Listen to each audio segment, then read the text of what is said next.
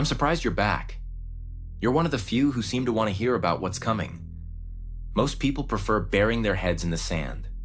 Most people seem perfectly content ignoring the erosion that's taking place all around them, even though there are those who warned them, time and time again. Poets and essayists wrote about the folly entailed in ignoring all of the terrible things happening just because it was happening to someone else. The gist of those poems and essays being as follows: the plight you ignore could become your fate. I would repeat this to everyone who I thought would not only listen, but would also at least try to comprehend the true depth of this statement. I would say such things in hopes that those I spoke to would grasp such ideas, not only in the macro or overtly obvious ways in which it was occurring, but in the subtle and nuanced ways as well. While the atrocities committed by the Nazis during the war in the middle of the last century, and those committed by Israel at the beginning of this century were apparent, there were small things being taken away from, or denied to the masses. One such thing or things were amenities. In Miami, where I resided for more than 4 decades, the things that allowed its residents to maintain a work-life balance disappeared. The events one could attend every few months were gone. From the bed races to the Coconut Grove Art Festival to the street celebration known as Calle Ocho, or 8th Street for the gringos listening, to the concerts by top national music acts that played in the American Airlines Arena. It was all gone before the new century hit 20 years old. Festivities like the Orange Bowl Parade or the King Mango Strut were gone or were just not as prevalent, making them all but non-existent. Top-tier talent stopped throwing concerts in Miami, and the free music concerts that featured artists who were still great but on the other side of their peak fame.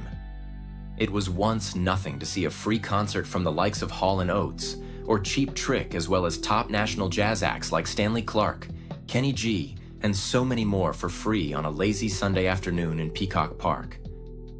And then there were the movies and modeling shoots that could be spotted on South Beach or in Coral Gables every so often. According to the local paper, The New Times, those production companies found it much cheaper to go to an island whenever there was a need for a tropical locale. The luster fading from Miami as the culture dwindled down to the myriad of Cuban restaurants, which were great in their own right, but could not alone support claims of the diverse culture implied in those tourists' advertisements seen on television so often today. While there was still plenty to do in Miami, far too many of these activities required more money than the local population had.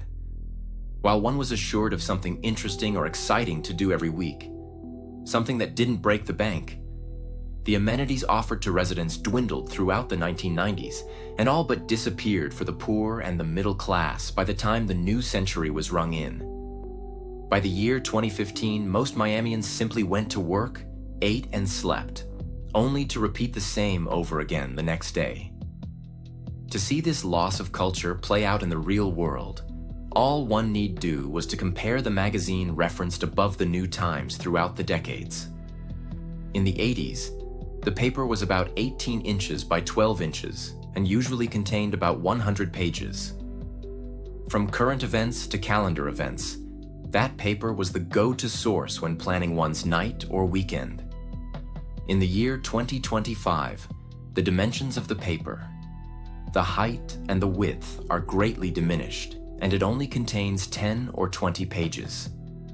Today, it's barely worth the effort of bending over and opening the metal box in which the papers are stored. And while many of you will point out that one only need go online to find stuff to do in Miami, good luck with that. Allocating time searching for things to do in the New Times online version would be better spent cleaning the lint in your belly button. Weekends became reserved for rest, or the honey-do lists related to tasks around the house. When the grand opening of a Wawa gas station/convenience store created a line around the block, it became apparent that Miami was no longer an interesting or fun place to live. And this seemed to me to also be the case in other once great metropolises. To me, the following pattern always seemed to persist. A city or an area within a city always benefited when money came into that city or area. When too much money came into those cities or areas, however, what made those cities or areas interesting or noteworthy was reduced and eliminated by the need for profit. Any interesting business was allowed to languish. Any interesting architecture demolished. And those quirky characters that initially attracted so many to the area were run off due to the increasing costs of living, ultimately forcing many to live on the streets, which was made illegal by far too many cities or authorities. In Miami, you couldn't even go to the beach without incurring a $20 parking charge. The proceeds in the case of Miami going to a company from Georgia, by the way. Miami lost all of its character as places once considered unofficial landmarks gave way to some business that would in turn be run out within a decade. For those Miamians who had enjoyed a good meal at Scotty's Landing, it was a sad day when a posh supermarket was allowed to tear it down. The same could be said about Shuckers, where one could drive their boat right up to the restaurant for a great seafood lunch. In a city claiming so much diversity, the claim was hard to believe when there were very few places to experience such cultures. To hear salsa music, one would have to break out their parents' records or tune into some music service. But to hear it live, you had to go to Calle Ocho, the actual street, not the festival referenced above. For reggae, apparently any lover of such music stylings had to go to Washington, the state, not the capital, because that music was apparently appreciated there much more. And as far as Jamaican food, that too had all but disappeared. No oxtail, no curry goat, no jerk chicken unless you were Jamaican and cooked it yourself or you lived or worked with someone who did. There were of course other cultures that existed in Miami, but Cuban and Jamaican were the ones in which I immersed myself the most, and neither remained prominent other than Cuban food as the century renewed itself. Like so many other cities, Miami became the playground for the rich as the streets filled up with desperation, hopelessness, and the homeless. As for how all of this relates to my tale, though not as important as were so many other issues in places like Miami and the United States, the loss of amenities was yet one more indicator of how life was made worth less by the elite, and made so under our very noses. Employers got more hours of production from their employees, as getting business calls well after one's working hours was normalized. The cost of using one's personal cell phone for work was eventually never reimbursed. And in my field, which the standard at one time entailed access to a company car when visiting construction sites, you'd better know how to fix a flat on your own car and have a membership to one of the automated car washes that seem to pop up overnight. And don't let me get started on how all of the membership-driven car washes in Miami indicated a bad economy in my view. I'll just say the following and leave that subject for a later date. For a membership-driven car wash to be a feasible and sustainable business, more people have to be willing to spend money on such luxuries. For more people to spend money on membership-driven car washes, people have to see greater value in their car than was perceived before said car washes became feasible and sustainable as a business. It is therefore my contention that people would have to be willing to spend more on their car because they saw greater value in their car. Whereas a person's most valuable possession would be their home in a strong economy, their car might hold higher esteem than the houses fewer and fewer people could afford or maintain in a bad economy.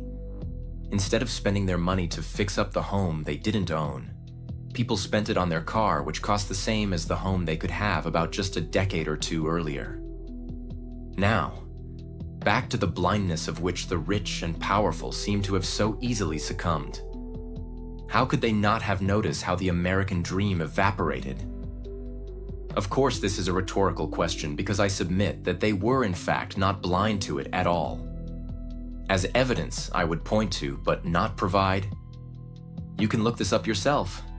The fact that, according to some studies, the biggest preppers, you know, the people who believe the world is close to some apocalyptic catastrophe. According to surveys or studies that looked at prepping, the rich were the biggest preppers in society.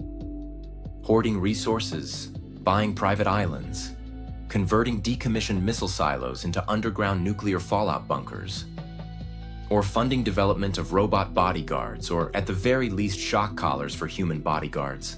The rich have seen the writing on the wall, probably because they wrote it, and they know that a world in which the economy is the wealthiest ever known throughout history while also being the most unfair and imbalanced is one in which the natives become very restless and/or violent.